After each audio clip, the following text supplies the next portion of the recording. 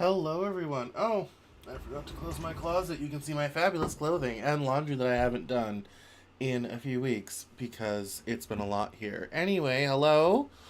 My name is Cameron Cowan. Welcome to the Cameron Journal News Hour.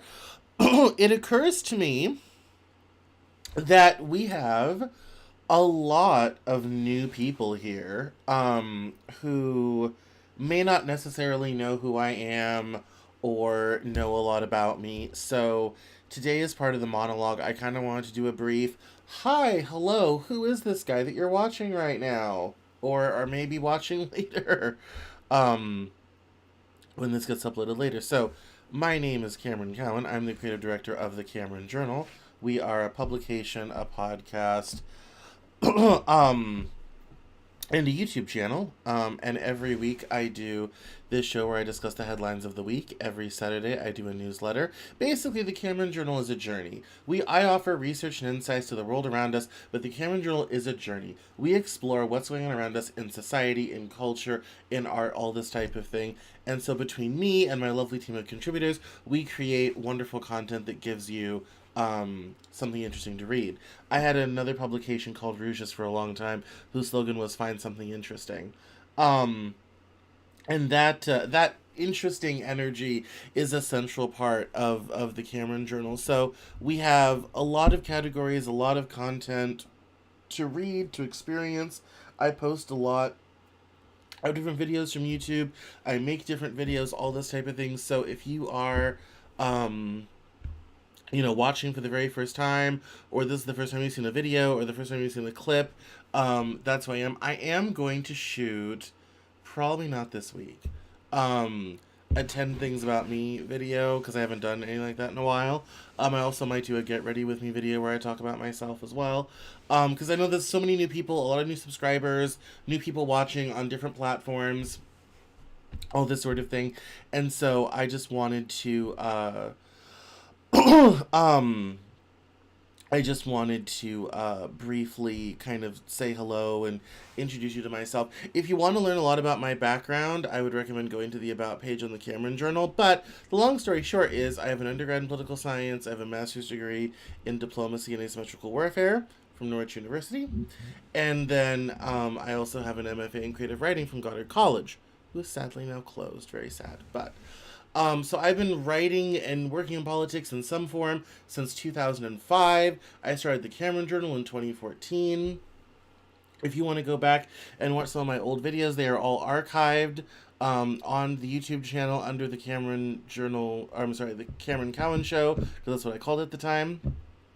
And so, yeah, so it's very exciting. It's a lot of fun. Tonight I have a lot of stuff to talk about tonight, and it's going to be a lot of fun. Although me and this shirt collar are gonna have some difficulties and problems. But I and my voice and throat are already on the way out, and we're only been doing this for 6 minutes. So I have to go grab something to drink here in a second. But it's tonight we have about a group of stories. But this has been a very long week. I am a little bit tired. I was a little bit sick last week over the weekend, which is probably the reason why my throat is like, oh my god, you're doing so much talking today. Because I had a recording earlier, I had errands to run, it's all this sort of thing. And so, it's been a lot of fun. We will be having a special broadcast tomorrow night. President Trump is planning on addressing the nation at 9 p.m. Eastern tomorrow night. Sort of not really a State of the Union, because we don't have those in years when presidents take to office, but he is doing a joint session of Congress to talk about the progress that he has made during his first 5 weeks in office and what's coming down the road, which will probably set the news narrative for about the rest of the week. So I will be doing a live broadcast of that tomorrow night at 9 p.m. Eastern. I will schedule it after this, so if you're following me on social media, especially Facebook, LinkedIn, YouTube, where there are events, those will be up later tonight to remind you to come tomorrow. And then we'll be live commentary and I'll be broadcasting it here. So we'll have tons of fun. Those are always fun.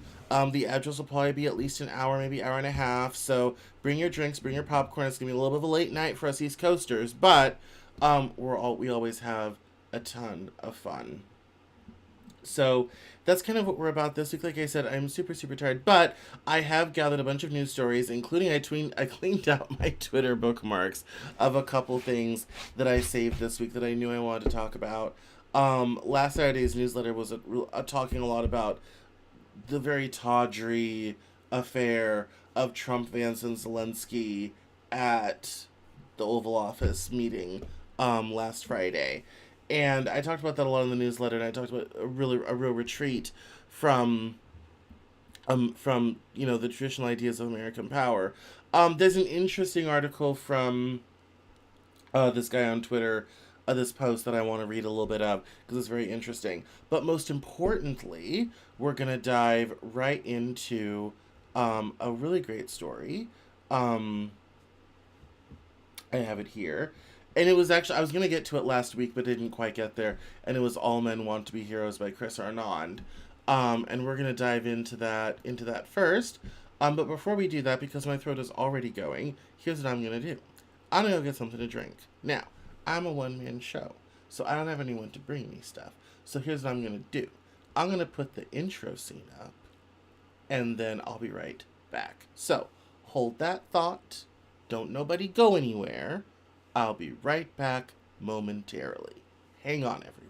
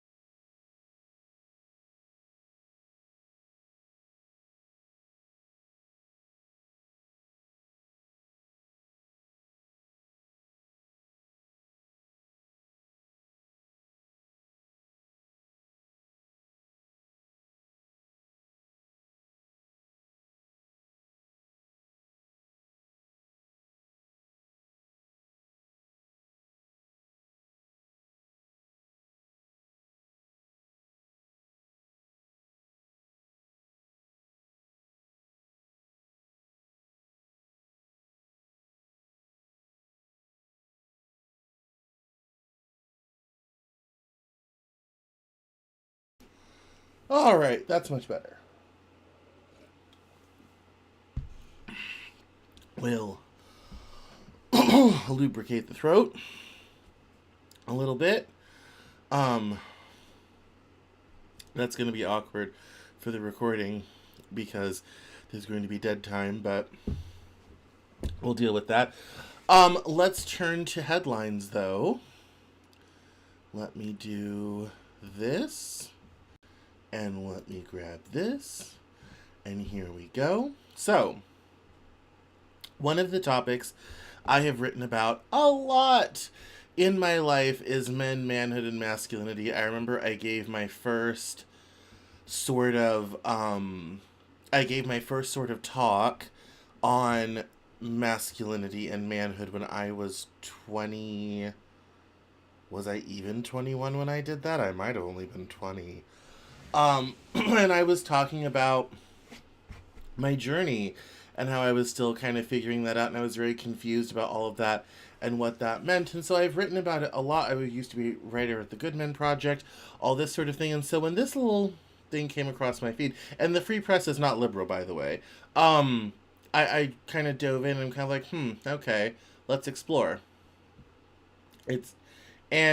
I'm not going to read the first part, but I'm going to get right to the kind of the center of it. It says here, when I saw this, he's talking about this this image in a bar that had happened. When I saw this, all men need to feel like the hero, if not over the course of their lifetime, but then at least every now and then. Most get their sense of worth from rescuing, protecting, building, solving, and for being appreciated for doing so. I've seen this truth on Wall Street, where I used to work, and where men would feel like heroes after closing a deal. I've seen it in crack houses when I've been reporting, where people speak of the guys who went cold turkey like they just got Purple Hearts. I saw it too in the essay by Mana Afsari, published by the Free Press earlier this month, about young male Americans who feel like it's harder and harder to find a way to do something big and important, and that's why they feel an affinity with the man who says he wants to make America great again. As one of them admitted, I always wanted to do something great. Most of the kids the author spoke of spoke to were pretty well educated, and a lot of them found meaning in talking about Homer and Virgil, ancient poets who understood the importance of heroes. It reminded me of an article in The Nation I read earlier this year, which all which is all about the dangers of epic poetry. The writer Orlando Reed argues that the ancient hero archetype is corrosive, bad, and unnecessary, an outdated concept of masculinity, which promotes imperialism. I thought at the time, this writer is simply wrong. I thought of that dive bar. A society should never entirely dismiss the appeal of the hero archetype, especially in the way it resonates with younger men. Rather than to try to make it profane, we should understand the need for it and the good that can come from it. Being a hero doesn't mean conquering and ruling. It means first and foremost serving a community, acting selflessly. The hero trades their physical suffering for a communal praise, and a certain status, even if that means throwing themselves at a bathroom door to unlock the intoxicated. The trouble is this archetype is kind of at odds with the modern liberal project, which favors the individual over the community, and preaches that each of us can create a bespoke identity, like a tailor-made suit.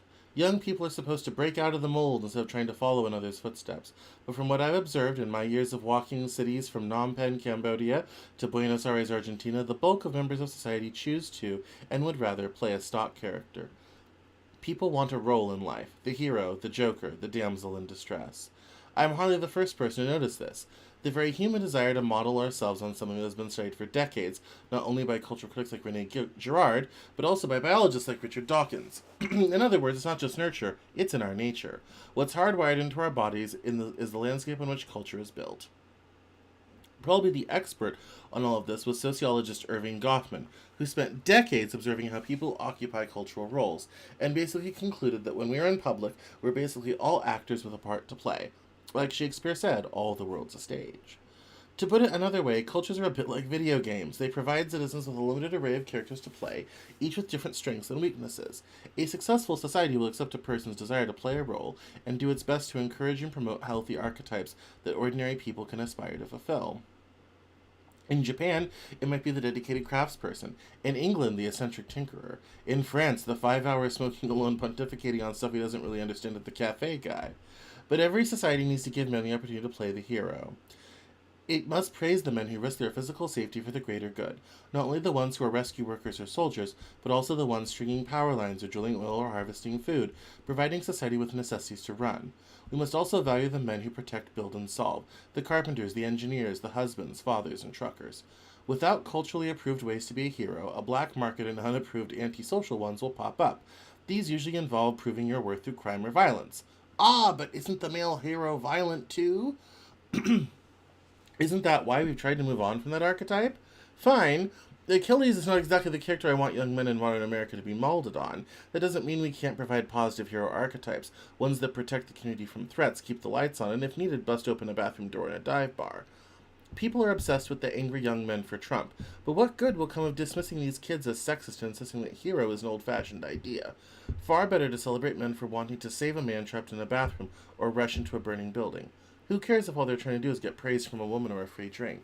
America would be a better place. This this is this is hard. One of the things that we have tried to do over the last decade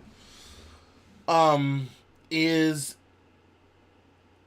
I would say, knock off the edges of some of the, shall we say, more negative aspects of men, manhood, and masculinity. Abuse, alcoholism, sexual predation, all this sort of thing. And I think that the calling has been for men to seize upon their virtue and not upon their baser instincts. And we kind of see this in the dating market especially. Women are not looking for a protector, a solver. They're not looking for that necessarily. They're looking for an equal partner with the same level of emotional intelligence as they do to meet them where they are emotionally and to be as aware of and conscious of not only his own emotions but her emotions as well, and to do things to promote the emotional health and well-being of all parties involved. um and in a weird way, women want men to lead on that. Like, they want that leader, but they want it to be on a term that is emotionally fulfilling for them. And I think that's a very interesting idea. And what this article, I think, is really doing is kind of pushing back on that and saying, look, emotions are not our forte. You know, all these virtues, all this social justice warrior, woke DEI stuff is not our thing. Here's what we're good at. We're good at keeping the lights on. We're good at stringing power lines. We're good at busting down a door. Let us get back to the stuff that we're good at and leave the other soft skill sort of stuff to women. And I think women have given a very strong signal it's not good enough anymore. The problem, and in any time you read a post on dating on Twitter, you see this, um, is you have, I think, a certain pushback and idea that there should be more. You know, that what all this traditional stuff about, you know, wanting to be a hero and wanting to be that guy and to be honored and venerated and given praise and all that type of thing, that's not good enough. You know, men have been pretty one note for most of human history. And I think there's a certain desire to be more, and I think the modern economy, the modern way things are, really really sort of promotes that idea, that, you know, you can't just have you know, hard technical skills. You have to have soft people skills too, especially in an age of AI. Relationships looking for soft skills and emotional intelligence. And the reality is, I think a lot of guys aren't really interested in all of that stuff. And I think that's kind of the underlying message here, is that, you know, I think one of the reasons why traditional masculinity has such appeal, especially on for the right, is that it's much more simple and much more straightforward.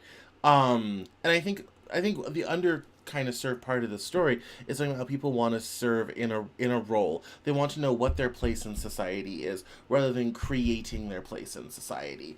And I think to some degree we're at a bit of loggerheads, because we're having a bit of pushback between the desire to have that bespoke identity and to not be in the mold and to kind of create your own world, and a desire for a lot of people to say, no, I really just want to know what I'm supposed to do and have clear rules and a path outlined. Thank you very much. So I can just get up and do it and not have to worry about, oh, what do I feel? What do I think? What's this?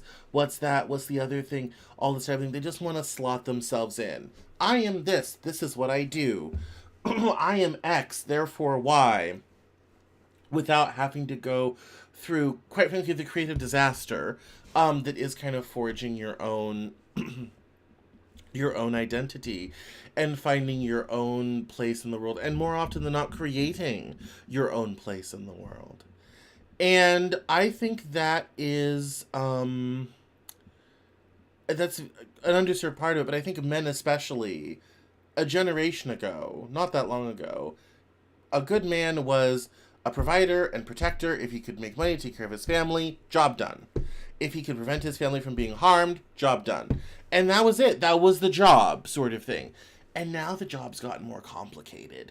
Now there's more, there's kind of more demanded of, you know, oh yeah, you know, I want to, you know, there's kind of this emotional stuff, this soft skills, these people skills, this caring stuff, this equity in housework and child rearing. We hear the phrase emotional labor. Women don't just want men to do tasks as they're told to do them. Women want to not even have to think about that it needs to be done because it's already been taken care of.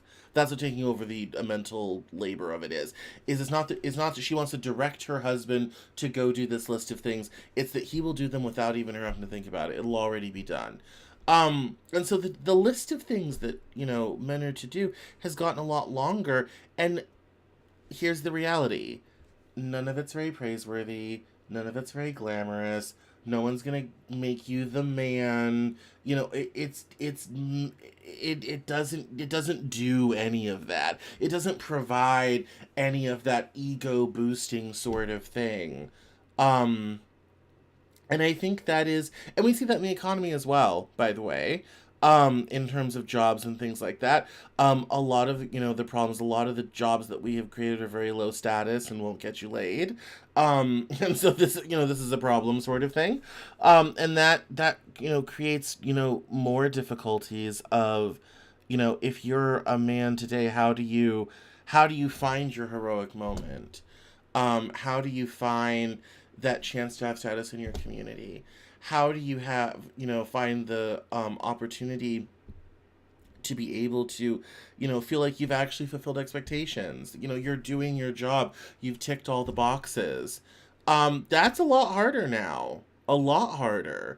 And I think that I think has left a lot of men feeling adrift. So I think when Trump comes along and says, I'm going to make America great again, which again is a phrase that anyone can apply whatever they're feeling onto it and feel like it means that to them, which is why it's magical. Um, you, I think part of that is let us have our role. Let us have our heroic moment. Let us just slot in, do the job, tick the boxes, no more than 5, please, thank you, and then we can move on and feel like we've really done it in society. And anything beyond that is now considered liberal and woke and kind of anti-masculine and all this sort of thing. And I find that very interesting. And we can get into conversations about agreeableness and conscientiousness and all this type of thing. And I know somebody who's very good at what they do, but they're very low in agreeableness and conscientiousness, and it gets them in trouble all the time. Um, but there is definitely I think a sea change of wanting to take a step backwards into a masculinity that is in itself intrinsically simple, heroic, and grant status. And I think one of the issues with masculinity as it's been redefined, um, as it has been redefined by, the liberal project over the last decade or so, is that the new masculinity does not confer a heroic moment. It does not confer status as such. It's very unglamorous. And it also requires you to kind of forge your own path and figure out your own thing and create your own sort of sense of normal, um, rather than just being able to slot into a spot, into a box, and know that you're doing it in an extremely unconscious way. That's difficult. I don't have much more to say on that, other than I think we're definitely going to see a sort of step back and reversion. However, I don't know how well that's going to work out in terms of dating and mating and children and all this sort of thing, because men are getting much more conservative and women are getting more liberal. So I'm not quite sure how that's going to work out long term. I think I think one of the difficulties for young men today is the standards for women have changed. And these two things are going to continue to conflict moving forward. Um, I guess in this way, I'm glad I'm not 10 years or 15 years younger and have to worry about such things. I'm old, or getting there. I'm 37 in a couple months, April, the end of April. So I don't have to worry about such things anymore. I'm old, so. But I feel for young men who are having this one. I thought this article was extremely insightful about this, and yeah, it's at the Free Press if you want to if you want to read it. So, oh, wrong scene. Here we go. There we go. Let's move along. Oh, yes, let's talk about this now. This is good. So, in the ongoing saga of what are Democrats going to do? How does the party get itself together? Here's what happened. So, this weekend, or I guess last month, a group of moderate Democratic consultants, campaign staffers, elected officials, and party leaders gathered in Loudoun County for a retreat where they plotted their party's comeback, and we got their takeaways. This has been the talk of Twitter for days. It's a story originally from Politico, but this is the important part. 1. The party should embrace patriotism, community, and traditional American imagery. 2. Democrats should ban far-left candidate questionnaires and refuse to participate in forums that create ideological purity tests. And, quote, move away from the dominance of small-dollar donors whose preferences may not align with the broader electorate, unquote. They should push back against far-left staffers and groups that exert a disproportionate influence on policy and messaging. Candidates should get out of elite circles into real communities, tailgates, gun shows, local restaurants, churches. And the party needs to own the failures of democratic governance in large cities and commit to improving local government. Now, let me say right off the bat, this last one about failures of democratic governance in large cities and commit to improving local government, that's huge. And I'll tell you why. One of the easiest, biggest right-wing talking point send-ups of the last several years is America's cities are burning. This particularly got bad in 2020 when you had the George Floyd riots and things just kind of ran amok nationwide. The fact that big cities have the problems they do with drugs, with homelessness, with all this type of thing, and that they're not clean, safe, lovely places to be, live, work, visit, all this type of thing, is a huge mark against the Democratic Party. It just is. There's no two ways about it. You're a party that wants to run the country, but you can't run Minneapolis. You can't run Seattle. You sure as hell can't run New York. I mean, the problems just sort of pile on. The fact that Democrats haven't taken that very seriously, got all the mayors together and said, look, it's time to get stuff done. It's time to clean things up. It's time to make America's cities great again, sort of thing. Is a huge liability and a huge open sore. The rest of this stuff, honestly, is stuff that even I have said.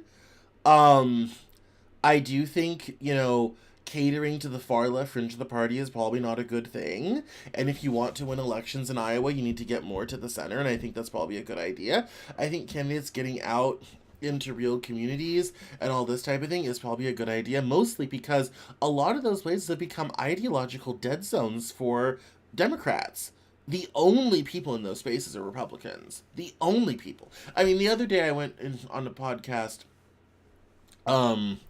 called Savage Unfiltered, and they were very surprised because left-wing people don't usually go in those places and spaces. Tomorrow I'm doing another one where we've had back and forth on, you seem really liberal. Are you sure you want to come on this show? And I'm like, yes, I do. Because too often times these spaces become just intellectual dead zones.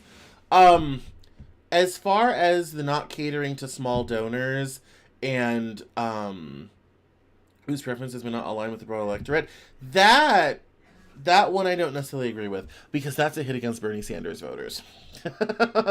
That's Bernie Sanders popularized the just send me $5, just send $1 type of small micro donor fundraising in 2016 that has now become very common. But he was the first to really do it and get a good operation of it going. That is them clearly saying we need to divorce ourselves from the socialist wing of the Democratic Party. And it's kind of funny that it's in part two, because it's also about far left candidate questionnaires from think tanks and groups that are much more to the left than the rest of the party. That clearly is we need to dump the far left and we need to dump Bernie Sanders voters. And that's a lot. I mean, that is, I mean, that's not necessarily the best, the best strategy. Yeah, someone comments Dems really do not cater to the far left. Yeah, I mean, if the Dems were catering to the far left, they would have definitely gone harder on Gaza, which was a huge issue for the far left. We did not get a plan for universal health care. Um, in the 2024 election, we got, oh, we're going to protect and expand the Affordable Care Act sort of thing, which was kind of the milquetoast version, but not Medicare for all. No, that's why I'm saying this is clearly a slight against Bernie voters and like the farthest fringe of the party.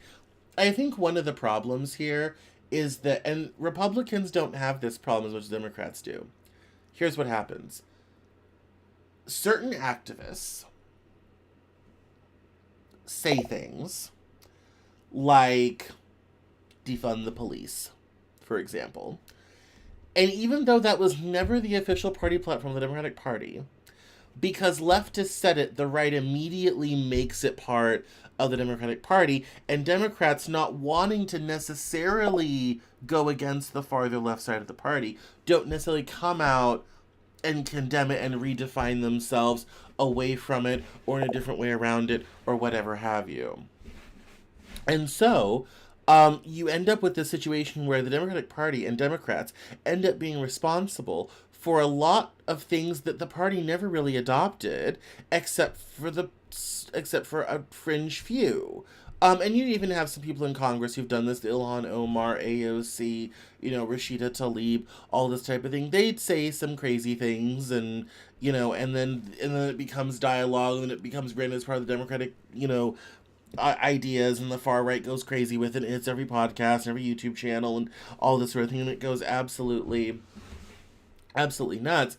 I don't necessarily agree with this point in so much as the Democratic Party needs to be the party of progress. It needs to be the party of moving things forward. But I think, and I don't think this is a policy issue, because I think what we consider in this country the far left, which must the rest of the world be considered quite moderate, is not. There's a lot of great ideas there. I think the messaging needs to be better so it's more palatable and doesn't just do the RNC's job for them. Half the problem with this stuff is that the Republicans' job is done for them. I have another article coming up about Trump where he ran an ad that said Kamala Harris is for they, them, and Trump is for you. And that ad probably won in Pennsylvania. And that, that the changing of the messaging on a lot of this stuff, I think is going to be very important. And I think the way to do that is to come up with a very specific, short, emphasis on short policy program to solve problems in this country. That's very, very important. We have some comments. Yes. Yes and no. Yes and no. Since Harris lost, two parties have gotten the blame. One, DNC consultants who sucked all the energy out of the campaign, which I agree with. And two, yes, the far left has gotten blamed, but it's gotten blamed for two ways. One, staying home over Gaza. Two, making Gaza a big deal when it's nationally unpopular. And then three, I think also for doing what I described, by taking very loud, unpopular stances that then get grafted onto the Democratic Party agenda that the rest of the party doesn't really want. And I think the feeling, especially for a lot of more moderate Democrats, is that the far left of the party is dragging it down. Because you have these far left things being said, they're not really part of the party platform, but they become popular on social media, and then all of a sudden, you can't win elections in Iowa. How are you going to sell that in Kansas? Sort of thing. And so you end up with this weird thing where, and here's I think what would solve this: embrace the far left for their ideas, but don't let the Republicans define you. This is the thing in communications and messaging. If you don't define yourself in the marketplace, someone will define you for you. So you have to come out and say who you are, what you stand for, what you want to do when elected. Here's the problem the Democrats get stuck in. And I'm going to address this comment right now. Democrats don't define themselves in the marketplace. They let the Republican Party and the right-wing crazies on podcasts and elsewhere define the Democratic Party for them. So people get ideas in their head of what they think the Democrats are without ever actually finding out, and the Democrats have no counter to any of it. They never come back and say, no, that's not who we are. We're this. That's a crazy group. We don't like them. Sort of thing. Like, if you don't define yourself, someone will define you for you. And the problem Democrats have is they're not defining themselves in the marketplace. They're letting Republicans define them for them. And this is why you end up with this problem where someone on the far left says something absolutely nuts, and the Democratic Party never says anything against it. The right wing seizes onto it, and it becomes part of the narrative. The Democrats need to learn how to control the narrative. And if they can control the narrative, they can actually move some of this policy stuff forward. Because there are good ideas. I do think we should have universal health care. 110% we should. No one should go without health care in this country. From Hawaii to Maine, Alaska to Florida. Nobody should go without health care in this country. And I think if you can redefine how that's talked about in the marketplace, you can get a groundswell of support around that. But you have to be careful with how you message it. You have to be careful about who talks about it. And you have to make sure that you're defining that issue. The Republican Party isn't defining that issue. And I think this is this is part of the problem, is they're not defining themselves well in the marketplace. This comment is prescient. Sure, tankies suck, but the push to go for the right will never win them an election. People just vote for the Republican. Yes, I agree with you there. Absolutely. That's why I think you need to take the ideas of the far left, but not their messaging. I'm saying it's a narrative issue. In terms of, there's lots of great ideas. Like, let's get money out of politics. Say less. Like, yes, get rid of Citizens United. Like, get rid of corporate donors and billionaire donors. Say no more. Like, let's do it.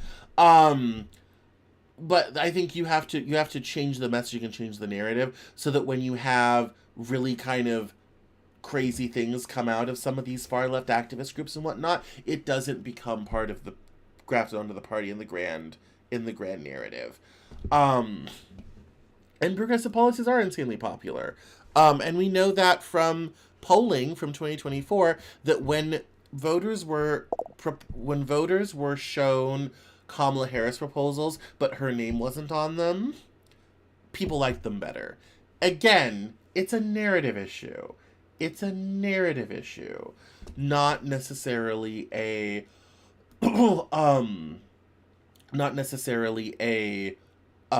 policy problem as such. I think there's definitely a will within the party to advocate for more progressive things, especially on a subject like healthcare, different things like that. I think there are some things that are losing issues, like open borders. That's not going to work.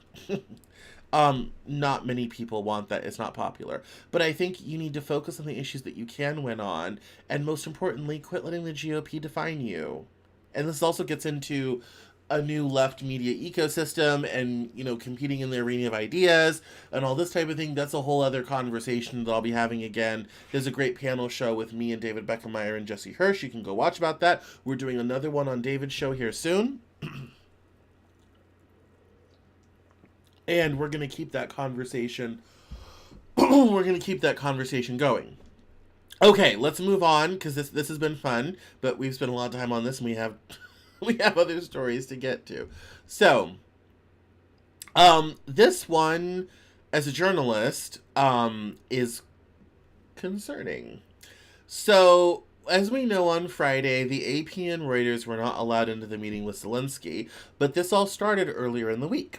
And it says here, in the White House briefing room Tuesday, the Trump administration announced its latest steps to tighten its grip on the message it sends out and the news coverage it receives. No longer would the White House Correspondents Association, made up of news outlets that cover the White House, determine how they will share coverage of President Trump at major events where space is limited. Press Secretary Carolyn Leavitt told the assembled reporters the White House would make that determination instead. Leavitt said the Media Association previously had dictated who was able to report directly on Trump, and with this move she was returning power to the people. Quote, legacy outlets who have participated in the press pool for decades will still be allowed to join, fear not.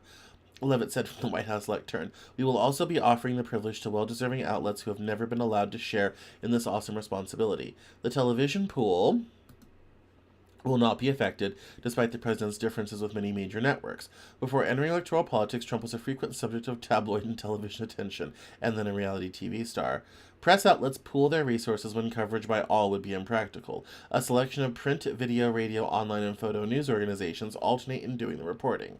The Trump administration has already barred the Associated Press, a mainstay of those pools, from covering major events because it has not changed its guidance for calling the body of water between Mexico and Florida the Gulf of America rather than the Gulf of Mexico.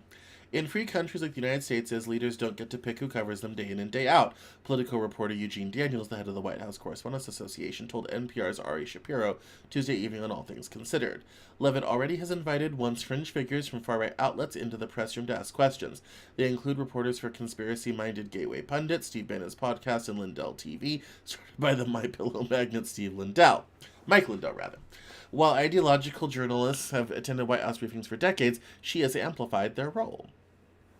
It is surreal to watch these so-called new media people asking softball, ludicrous questions to Trump and Leavitt, another White House reporter said, speaking on condition of anonymity for fear of repercussions from a boss or the administration. I never thought I'd see plants and press briefings of the highest seat of American power. The AP filed suit over the ban, saying the White House violated its First Amendment to free speech rights and its Fifth Amendment procedural rights, as it had no opportunity to appeal the decision internally.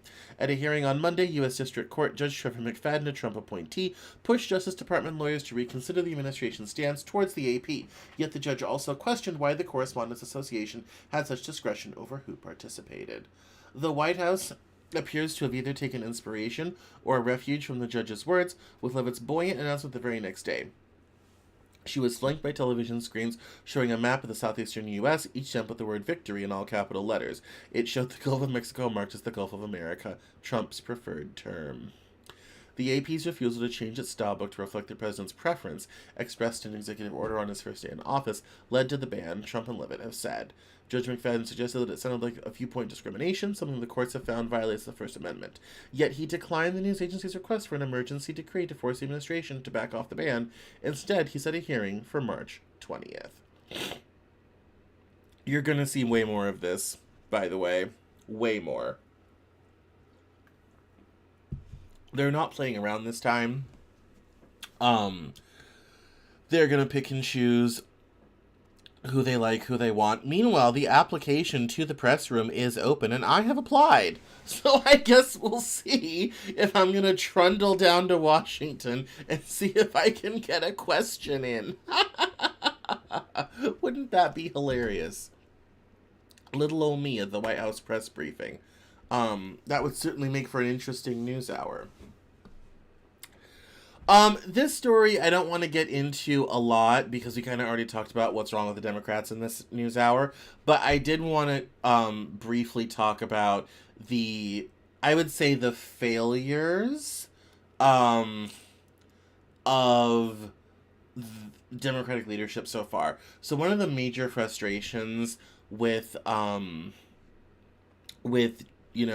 especially Hakeem Jeffries, who's the House Minority Leader, and Chuck Schumer, who's Senate Minority Leader, is that Democrats aren't doing enough. And I think there's a big push on the Democratic side on the left to say, oh my goodness, why aren't you guys doing anything? Do something, anything, but don't just sit around. And this expression was really kind of played out by Rachel Maddow, who called him out. I'm not going to play the video, but who called him out and was like, when are you going to get busy? Like, what's going to happen here? And he's kind of like, well, we're doing stuff and we believe and all this sort of thing. And it was just not, it was just not helpful. And it was not a reflection of, I think, the gravity of the moment. This quote from her I thought was very interesting. It said, quote, policy doesn't feel like the main conversation. We are in the middle of a ketamine-fueled, middle-of-the-night autocratic power grab, rendering Congress irrelevant, making the rule of law an afterthought, if not a joke. And the comments here are, yeah, they're not great. One says, this Congress has proved itself to be inept, incompetent, self-serving, lazy, and corrupt to the core. It says here, Representative Jeffries still fails to grasp that law and order has never mattered to Donald Trump or the elites that we're fighting against. These very elites purchased Trump's freedom by buying the highest court in the land, which in turn granted him total immunity, allowing him to declare himself king. Yet Jeffries and the Dems believe that filing lawsuits will slow this traitor down when they should be pulling the damn fire alarm. Stop bringing sensibilities to a gunfight with thugs and hoes. And it just gets worse. I mean, it just keeps going. It gets way, way worse. If he's the best the Democrats have to offer, we have a problem. He's a good guy, but this is not enough. I mean, it's just, it's bad. It's bad. Um, it's a bit of a difficult, a sad and difficult situation. Again, we've already crapped on the Democrats tonight and some of their ideas and all this type of thing.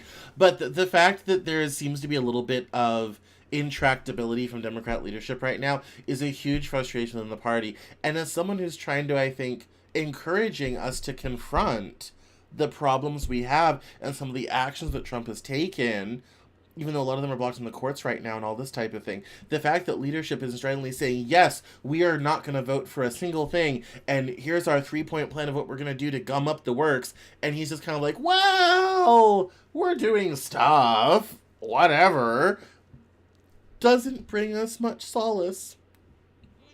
No, does it? No, it doesn't. So it's, oh, we have some spam in the chat, but that's okay. So moving right along from that, so this bit is interesting. This was an ABC news poll, and it said that the big headline is Trump's LGBTQ policies are his most popular stance by far. 53 to 37% approve, even while everything else is split or worse. The sirens are incapable of blowing louder. Adapt or die. The LGBTQ movements must become more popular or they will eventually lose political support. I keep hammering on this point because, frankly, I have yet to see any evidence of them pivoting. The gay rights movement infamously pivoted away from a scolding message to a love is love campaign in the 2000s for a similar reason. This is simply how politics works. Some folks are treating this as if I, a rando on the internet, am the one deciding this ultimatum, as if they couldn't see what's happened to the police reform and pro-immigration movements over the last few years. Movements with cases to making to effectively sell their cases. And this... Remember how I just mentioned the Trump's Kamala's for they, them, added 1 million times for a reason? The reality, and here's the top line number. Number of poll questions, 18, approved 53%, disapprove 37%. And looking at, Doge is way down, foreign policies in the gutter, crime in the basement, healthcare is on parking level 3, all this sort of thing. It's, in all kind of this is an aggregate poll conducted between January 20th and February 24th, 49 polls, and found that, people are looking forward to this, and they're happy that, that I think things are happening on that end of things, like banning transgender athletes from sports and all this type of thing.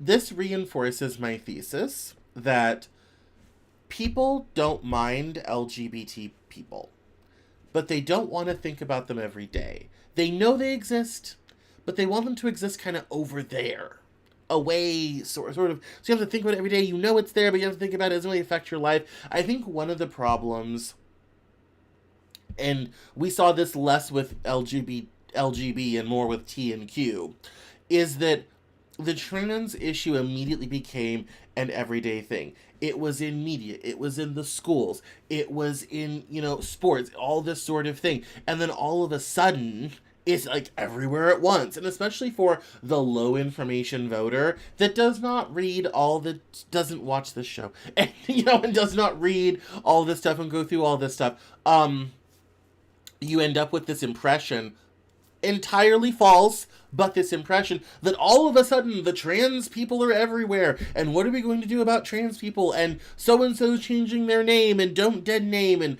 pronouns in bio, and all this sort of thing. I think for a lot of people it was just too much, too fast. It affected their everyday lives. They are fine that it exists, but please do it over there, away from me and my normal life sort of thing. And we can debate whether that's a good policy stance to take, and we can talk about maybe people should be a little bit more open-minded about this stuff, and that's a whole other conversation. The point is that I think people are ready for sort of a breather, a take back of it all, and kind of a reset away from what seemed like an onslaught into the daily life. And again, I'm not saying trans people are doing this, not by far. Love all my trans people. If you're trans and watching this show, thank you so much for coming. We love you. This is a safe space, and I am fully on board with much of that agenda. I support people being able to define who they are, their own gender. I have not had the most masculine gender expression in my life myself, and I carry a Michael Kors handbag. And with a lovely wallet bought by a dear friend of mine. So it's not like I'm fitting in like the man box myself, but the point being is that for the average everyday person who's never given two thoughts about their gender their entire lives, this was a lot. And so I'm not surprising that this number is here, although I will be interested to see what it does over time. So this will be a story that we'll be watching and catching up on as time goes on. What are we up to? Like 15 trans athletes. This is right-wing framing. It definitely is. And this is a narrative issue. So one of the problems that we oftentimes get with these stories is a new thing happens, a new thing gets traction, a new thing gets out there, and it gets defined by the right wing as terrible, awful, negative, whatever have you. Yes, the reality is, even in the NCAA, the number of trans athletes, you could fit them in a convention hall with room to spare and catering. It's not as big of a problem as people think it is, and that's kind of my point, is that even though the reality of it is shockingly small, even with the military, I think it was, a few thousand of a force of, checks notes, 2.5 million. The reality is that you ended up with this sort of narrative starting, and it was in people's everyday lives. The right wing kind of dialed into that anger, that uncomfortableness, that people never really thought about their gender, don't want to, but they're seeing it sort of everywhere because it's coming up a lot. Again, this is not a reflection of reality. This is a reflection of narrative.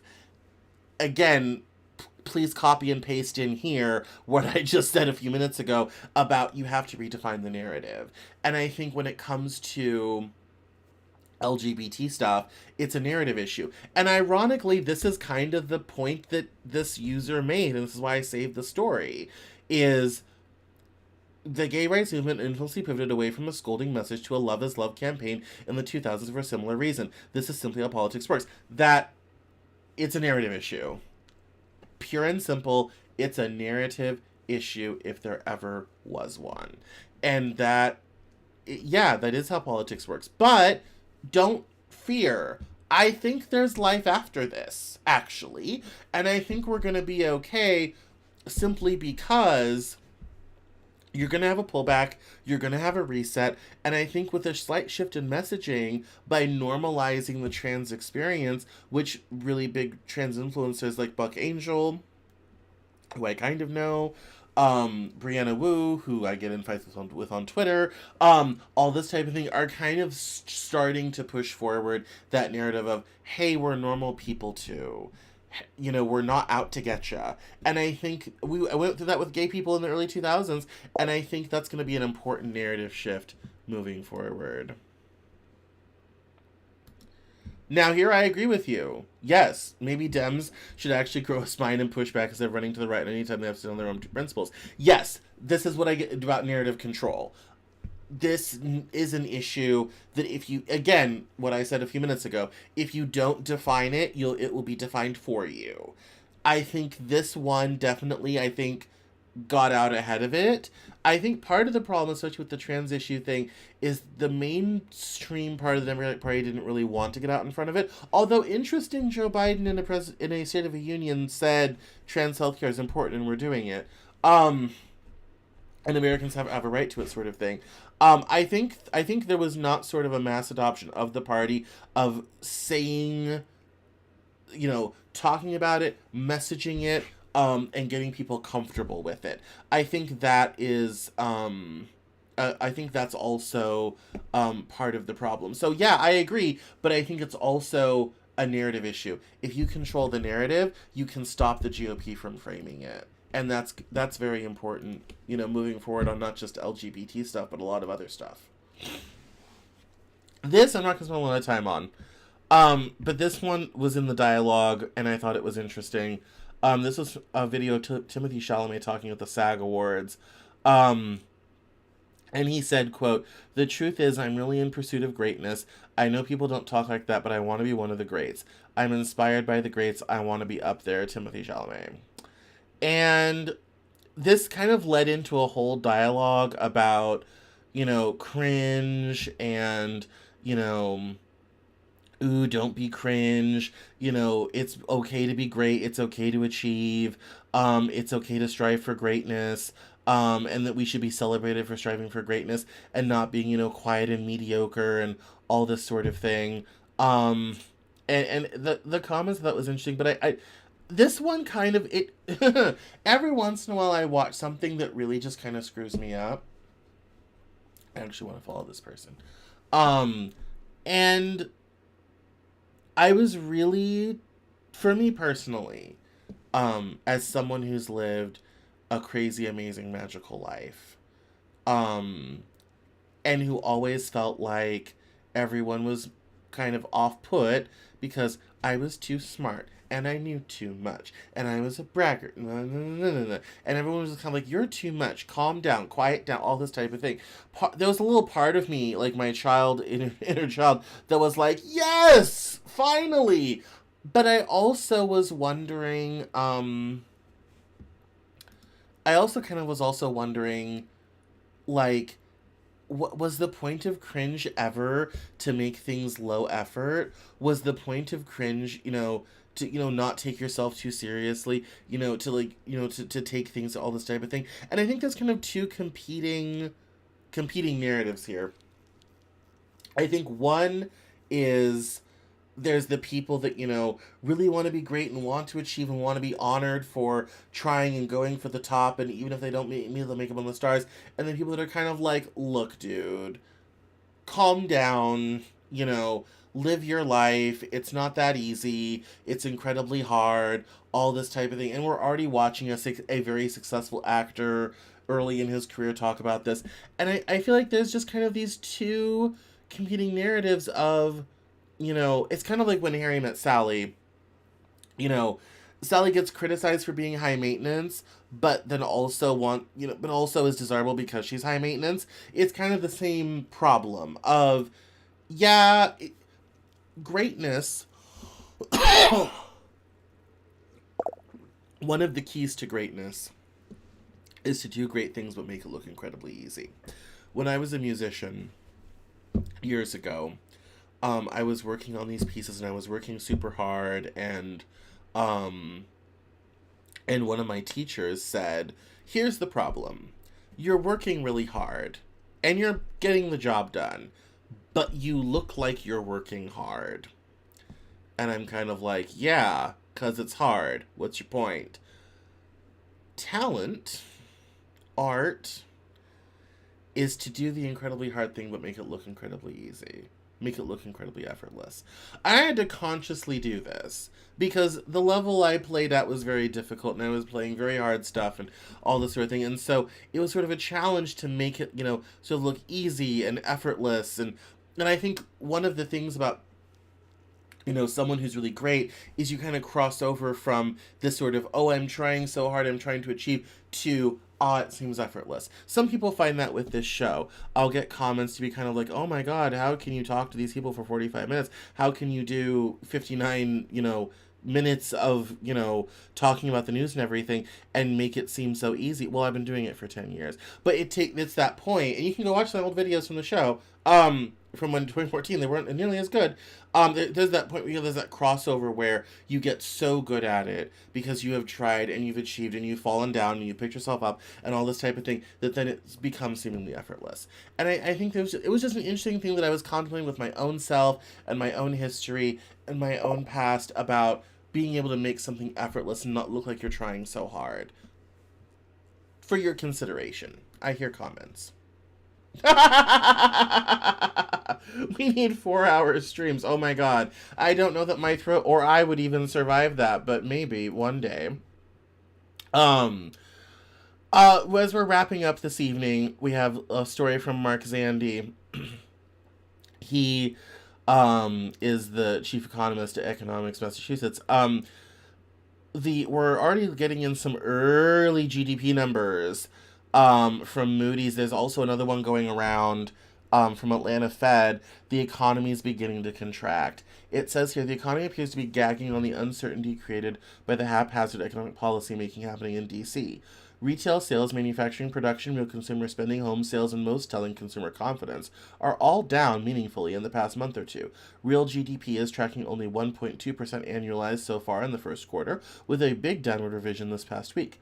Given all the weak data, the Atlanta Fed's tracker says GDP is actually set to decline in the quarter unless the economy soon picks up. The tariff wars, Doge cuts to jobs and government programs and agencies, and deportations are sowing confusion, which puts a pall on investment, hiring, and spending. Even the Fed says it has put interest rate policy on hold until it gets some clarity about where economic policy is going. That may not be for a while as the government shutdown is looming, and another scary Treasury debt limit drama is sure to play out this spring. Lawmakers need to get it together soon, or the economy will go from gagging to choking. And so we're seeing sadness, GDP, consumer spending, fixed investment, fixed investments, buildings and equipment, inventory as products, government, and net trade. And I hung on to that and thought it was very interesting because I didn't anticipate the effect to happen so soon, but we're already seeing the beginnings of the Trump economy. In our final story, especially considering what has happened with U.S. aid, Trump and Zelensky, the Ukraine deal, Zelensky going to a NATO meeting in Europe without the U.S. and Europe standing in solidarity and getting ready to arm them and all this sort of thing, even though they have already been and they've spent 2 times the money we have. Arnaud Bertrand, I love this guy. He's really cool. And I should follow him if I don't. I guess I don't. I should. I love this analysis of the foreign policy era, and it's the end that I really want to read to you. It says here, you can either view it as decline. He says up here that the U.S. is effectively saying, our attempt at running the world is over, to each his own, we're now just another great power, not the indispensable nation. And it says here, hegemony was going to end sooner rather than later, and now the U.S. is basically choosing to end it on its own terms. It's the post-American world order brought to you by America itself. You can either view it as decline because it doesn't unquestionably look like the end of the American empire, or as avoiding further decline, controlled withdrawal from imperial commitments in order to focus resources on core national interests, rather than being forced into an even messier retreat at a later stage. In any case, it is the end of an era, and while the Trump administration looks like chaos to many observers, they're probably much more attuned to the changing realities of the world and their own country's predicament than their predecessors. Acknowledging the existence of a multipolar world and choosing to operate within it rather than trying to maintain an increasingly costly global hegemony couldn't be delayed much further. It looks messy, but it's probably better than maintaining the fiction of American primacy until it eventually collapses under its own weight. This is not to say that the U.S. won't continue to wreak havoc on the world, and in fact we might be seeing it become even more aggressive than before. Because when it was badly and very hypocritically trying to maintain some semblance of self-proclaimed rules-based order, it now doesn't even have to pretend it is under any constraint, not even the constraint of playing nice with allies. It's the end of the U.S. empire, but definitely not the end of the U.S. as a major disruptive force in world affairs. All in all, this transformation may mark one of the most significant shifts in the international relations since the fall of the Soviet Union. And those most unprepared for it, as is already painfully obvious, are America's vassals, caught completely flat-footed by the realization that the patron they've relied on for decades is now treating them as just another set of countries to negotiate with. And I thought that was incredibly prescient about the changing nature of the global world order, and it honestly perfectly encapsulates exactly what I was feeling. I'm probably going to write about this more in future, about the kind of the shifting sands. It's something I remember a decade ago reading in Foreign Affairs, and we were there. The conversation in policy diplomacy circles is already kind of starting about this, and I was wondering when and how it would come to pass and who would lead it. And as it turns out, it's a reality TV star, and it's now, which is very sad. So, all right, everyone, it is 7 minutes after 8. This comment was funny, and I enjoy it. Can't wait to vote for the one candidate for president for the next 20 years. Let's hope it doesn't come to that. But that's all from me, folks. Thank you so much for watching. This week we have a great set of videos. There's new clips and stuff coming out, so make sure to check out the YouTube channel on all of that. Make sure to follow me on socials at Cameron Cowan on Twitter, Instagram. Thank you. I will feel better. And don't forget to, if you're a business watcher and you want to see me talk about business and market trends, go to my LinkedIn, Cameron Cowan, and subscribe to my exclusive newsletter there. If you want the general newsletter for everyone, CameronJournal.com, you can sign up anywhere. And thank you all so much for watching. I'm going to go be quiet because my throat is done. Thank you all so much for watching. I'll see you tomorrow night, 9 p.m. We're going to do Trump's joint session. So, see you all here tomorrow. All right. Have a great night, everyone. Bye-bye.